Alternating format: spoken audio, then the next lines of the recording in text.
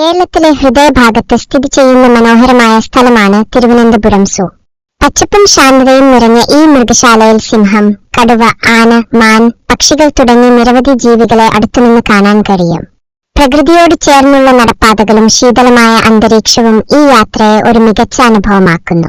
കുടുംബത്തോടും സുഹൃത്തുക്കളോടും കൂടെ സന്ദർശിക്കാൻ ഏറ്റവും അനുയോജ്യമായ സ്ഥലമാണ് ഇത്. സ്പാർക്കോസ്. നമ്മുടെ ചാലാപ്പള്ളി റോയിച്ചായൻ പണ്ട് പാട്ട് പാടുമായിരുന്നു. ജോഷി ചേച്ചി പറയാത്ത കൊണ്ടായിരിക്കും ഈ പ്രാവശ്യം പാട്ടൊന്നും പാടിയില്ല. നമ്മുടെ സന്തോഷ് സാറും ലേഖ ടീച്ചറും ഒക്കെ നല്ല ഹാപ്പിയായിരുന്നു. പക്ഷേ പാവം കടുവയെ കണ്ടു പേടിച്ചു പോയി.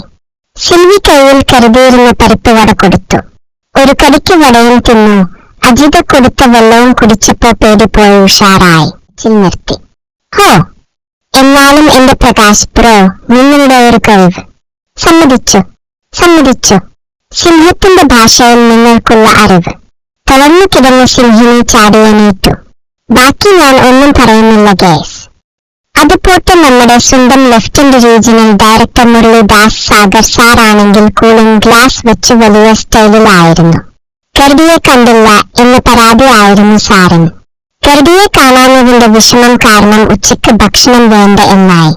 സിമി പോലും നിർബന്ധിച്ചില്ല.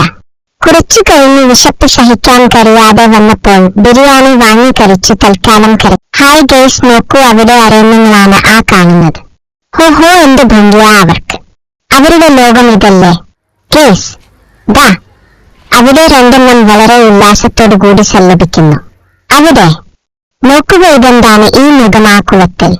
എന്തൊക്കെയോ കണ്ടാൽ തന്നെ പേടി തോന്നുന്നു. അത് പുലിയല്ലേ അതോ കടുവയോ? എന്ത് ഭംഗിയാണ്, പക്ഷേ പേടിയാണ് എനിക്ക്. വല എങ്ങാനും പൊട്ടിച്ച് വെളിയിൽ വന്നാൽ. ഹോ, എന്റെ അമ്മച്ചി ഓർക്കാൻ കൂടി വയ്യേ. അവന്റെ ഒരു ഗാംഭീര്യം. നമുക്ക് ഇതൊക്കെ കണ്ട് ആസ്വദിക്കാൻ കാട്ടിൽ നടക്കേണ്ട ജീവികളാണ് എല്ലാത്തിനെയും ഇവിടെ കൊണ്ടിരിക്കുന്നു. ഗൈസ്, നമ്മൾ ഒരിക്കലെങ്കിലും തിരുവനന്തപുരത്തെ ഈ മൃഗശാല വന്ന് കാണാം. നമ്മളെപ്പോലെ ഒത്തിരി മൃഗങ്ങൾ ആ മൃഗശാലയിലുണ്ട്. നമ്മളെപ്പോലിരിക്കുന്നവരുണ്ട്. നമ്മളെ കാണുമ്പോൾ അവർക്ക് എന്തോ സന്തോഷമാണെന്ന് അറിയാമോ? എന്നാൽ ചിലർക്ക് ഭയങ്കര നാണമാണ്.